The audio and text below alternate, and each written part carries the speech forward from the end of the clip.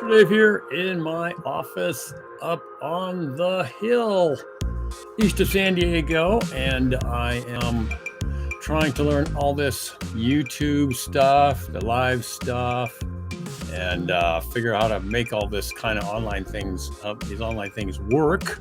It's pretty amazing technology, I tell you. I didn't know anything about this stuff till many years ago. I think I uploaded a YouTube video like 10 or 11 years ago, just sort of on a whim. And, if you take your passions and you put them together and you share them with folks, especially now, it's super, super easy to do.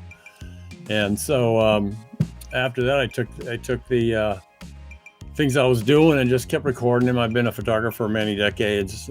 Way back in the day, I really enjoyed taking pictures of stuff and documenting all the things I was doing. And if any of you guys have been following me, I was a dental technician basically out of high school after becoming a laborer, and I realized I don't want to be a laborer for a living. That wasn't so much fun.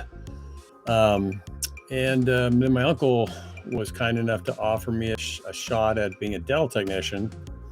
This is, I graduated in 78 from Claremont High School. Yes, that's Ridgemont High School. For those of you who at all remember that movie, that was the school that the Rolling Stones, as I understand it, when some of the reporters or whatever went undercover, and they went to Claremont High School here in San Diego and found out what it was like to be in high school back in the day, back in the late 70s. Anyway, that was Ridgemont High, the movie that I went to that high school. Fun. I was a geeky, artsy-fartsy ceramic stoner guy. Yeah, that's right. I did partake. I did inhale, I'm afraid. And that lasted for a few years. Then I realized it was actually making me dumber. So I stopped that. But anyway, my uncle was a dentist. He offered me a chance to work in a dental lab. So I started doing dental technology, and I learned by sitting next to somebody, watching what they were doing, working in their hands, making these little teeth and all the model work that goes into that. The end of that led to running into some sand sculptors. I got into photography while I was a dental tech. Loved taking pictures. Creative stuff was kind of my salvation, creativity, and ended up being able to have time over to do things, go to the Sierras, backpacking, taking photographs. I love snow skiing, did a lot of that, took pictures. Everywhere I went, that was my hobby. I took pictures and stuff, which was really, really cool. Anyway, after that, I saw some guys building an enormous sand sculpture, and that was the beginning of a sand sculpture career, which then I went ahead and worked at it, and was able to turn that into a multi-million-dollar grossing business after learning how to do sales and marketing a little bit, just a little bit, little baby steps. And then I came home one day, and my son was 2, Daniel, and I tried to give him a hug, and he's like, "No, who's that strange man?" Because I'd been gone like 224 days that year. Some of you have heard this story before if you've been all following me, but it's amazing. I've actually been able to do things that I love to do for a living. After Daniel forgot his daddy because I was gone so much, I said, I got to do something different. So that's when I got into doing faux rock. It began as doing ponds with rubber liners and real rock. Super simple system. It is to this day. Little kits you can buy. You dig a hole, you put a rubber liner in it. Then you put real rock back on it. And you just make sure the sides of the pond have an angle. The repose is such you can stack stones on it. You can even cover that up with concrete. And I learned how to do that and make koi ponds, fish ponds, super easy. Anyway, that turned into faux rock eventually as I was, working out how to do this sort of thing. And that also transformed into what was over the years a multi-million-dollar grossing business as well. So I have been able to do what I love for a living. And I spent months and months last year, I think it was, maybe leading in a little bit of this year, putting together a course on how to do that. And I'm more passionate now about sharing how to make a living doing what you love, how to do what you love instead of being in a job that's like, oh man, it sucks. I'm just hate getting out of bed to go to work. I got to be there at time, punch the punch clock thing and doing all that stuff. And my personality is like, no, man, I like to sort of be the captain of my ship, the leader of my band, the author of my own book. I want to be kind of doing my own thing. And so being an entrepreneur was sort of a really excellent approach and sort of lined up with my personality. It's not for everybody, I get that, but I always tell everybody, if you have an 8 to 5 or 9 to 5 job, you're working for somebody else. No matter what you're doing, start a business on the side. Nowadays, so easy with online content creation. As some of you guys have heard me ramble on about that in my other live talks here on YouTube and stuff. It's so crazy simple and easy. You can set up a YouTube channel for free for zero nada, and you just start creating and sharing your passion. And you do it with enthusiasm. You share what you love to do with passion. People respond to that. A lot of folks are sort of stuck in a ditch, stuck in a job that's not really taking them anywhere. I didn't quit my job, but I started learning about other options. I wanted to figure out what I want to do when I grow up. Okay, I'm still kind of trying to figure that stuff out.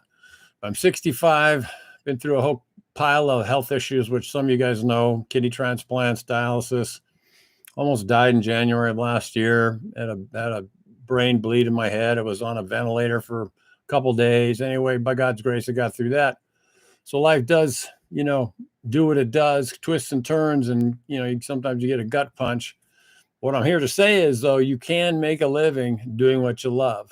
And God put that in us, I think, to really have us to do something that we're designed to do. Where's our passion? Where's our interests?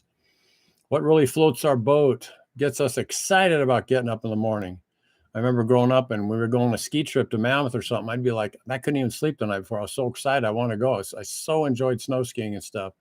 Motocross riding was the same kind of thing. And creativity, you can get lost for hours with creativity. Your brain can just be cruising along, trying to figure out design concepts, questions. All about creativity is all about answering questions. Little tiny step questions. What color, what size, what shape, how far, how little, textures, what's the subject matter? And then when you think about it in business terms, how am I representing my client's business or service in terms of the sand sculpture stuff? That's what we did. We would take a theme based on a client who's a sponsor for our projects at the fairs and stuff as an example, and we would accommodate what they're trying to say, but it was a wonderful way to show their product or service in an entertaining way. And people would come back to the fairgrounds many, many times just to see the progress of our project. And these are tens and sometimes hundreds of tons of sand, some even in thousands when we did big beach projects and stuff. But today I wanted to talk to you on this little live YouTube thing about my course, You Can Make a Living Doing What You Love. I printed out the cover page. This is of course, it looks backward on my thing there, but it says You Can Make a Living Doing What You Love. That's the cover. That's a sand castle I built with 412 tons of sand. And yeah, that actually is a real sand castle. It was built at the New York State Fair. But right now, just because I'm passionate about it, I really want to share this sort of thing. I'm so excited about helping folks and sharing this idea of doing what you love for a living. It's just so amazing. So like I said, I spent months to months. There's hours of videos, and they take you through both the preparation. It's built in terms of a pilot as far as training goes, and then flying your plane is launching into your new business. And all of it applies to existing businesses, how to build those businesses and help them to grow better, more efficiently, faster. Where should your heart be? Where should your mind be? How do you navigate those two places? Because they sometimes seem to be in conflict. Heart wants to go this way. Our brain is saying, man, you shouldn't maybe. And we don't always want to follow our hearts, the emotions, as it were.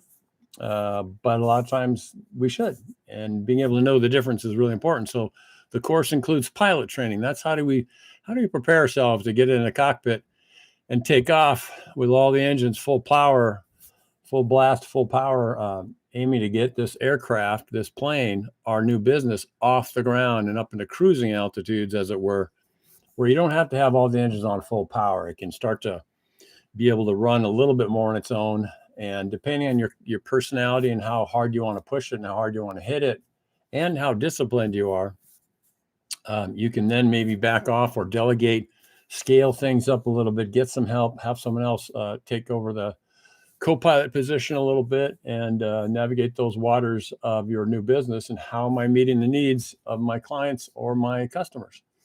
Everybody likes to buy from people with the idea of things that we like, want, or need.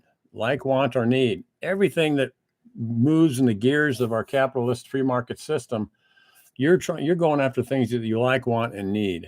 Okay, that's sort of a basic foundational reality. And so are you doing that? Are you giving your clients and your customers something that they like, want, and need? If you're an employee, are you giving your boss and vis-a-vis your boss, their clients or customers, what they like, want, and need?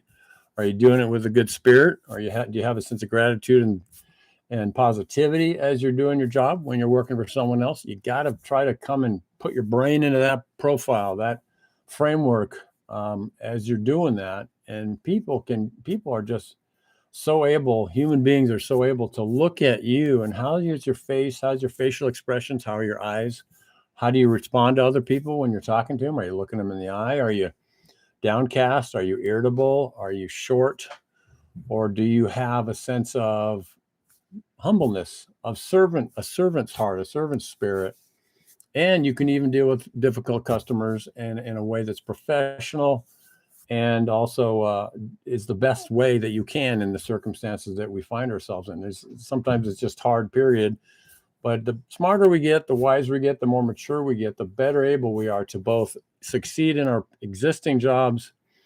We're going to be more valued. We're going to be more able to move up the ladder and get promotions in any company if you're doing your job right and you're listening and you just have a humble spirit so you can take feedback and learn.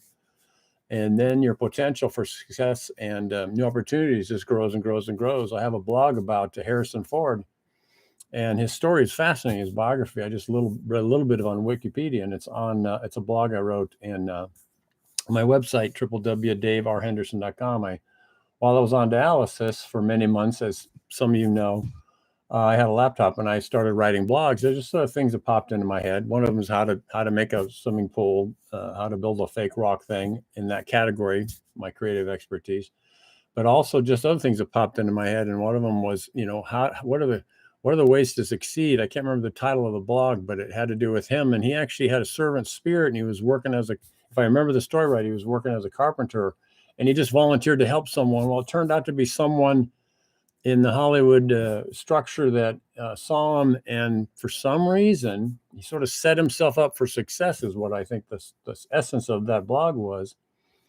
Someone pointed him out, and he was offered a chance. He was dabbling in acting, I think, and he was offered a chance to, I think it was Star Wars, but I think it was the first one, I believe, or Indiana Jones, one of those. You guys know the correct story. You can Google it and stuff, but fascinating story. It's like, how do we set ourselves up for success? Well, if we have a better attitude and we're listening to people that know how to do that, we're not just listening to the voices both in our heads and around us, the people around us that are pulling us back, tearing us down, telling us you can't. What are you, crazy? You're going to start your own business?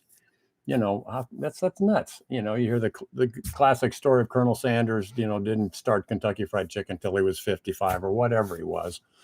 So pretty amazing how these true stories of people that have achieved and succeeded in spite of all the odds and stuff. One fact of reality is life is super hard sometimes. I mean, brutal and unforgiving.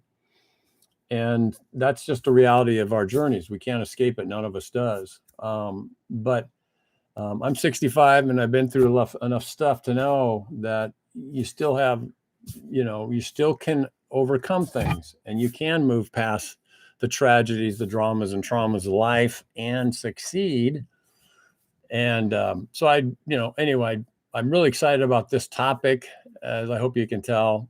I really want to get as many people moving in a direction that's giving them more sense of peace, the fruit of the Spirit, as the Bible talks about, love, hope, long suffering, and that sort of thing.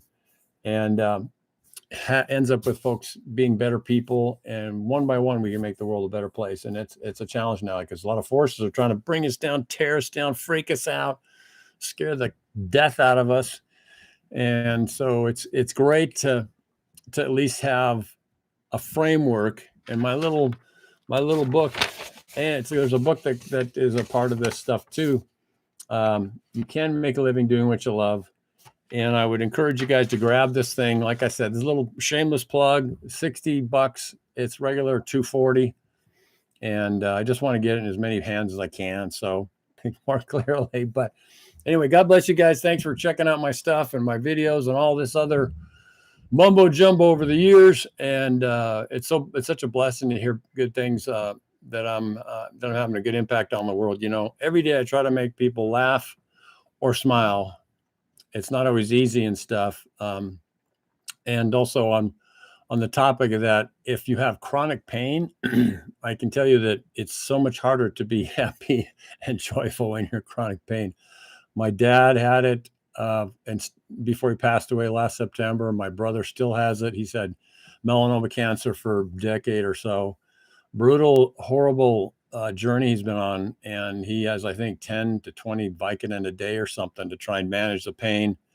And I could tell you the gruesome story there, but he's still kicking and fighting. And so I fully honor all of you or any of you that have struggled with chronic pain. I've had months of it, and it is not so easy to put on a happy face. And those of you who do, in spite of your pain, God bless you. It's one of the hardest things I've ever had to do.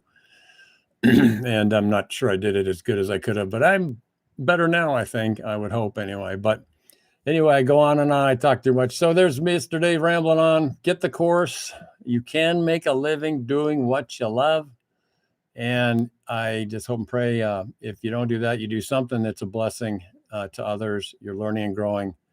Learn, grow, become is one of the phrases I like to throw out there too. So, all right. Thumbs up. Launching forward into the great beyond. Loving others even when it's hard, and forgiving ourselves and others. And you give yourself a gift when you do that. You actually open up the potential for so much more awesome stuff. Holding on to grudges is just dumb, and it doesn't serve you at all. It steals your joy. I like to say, I don't want anything to steal my joy.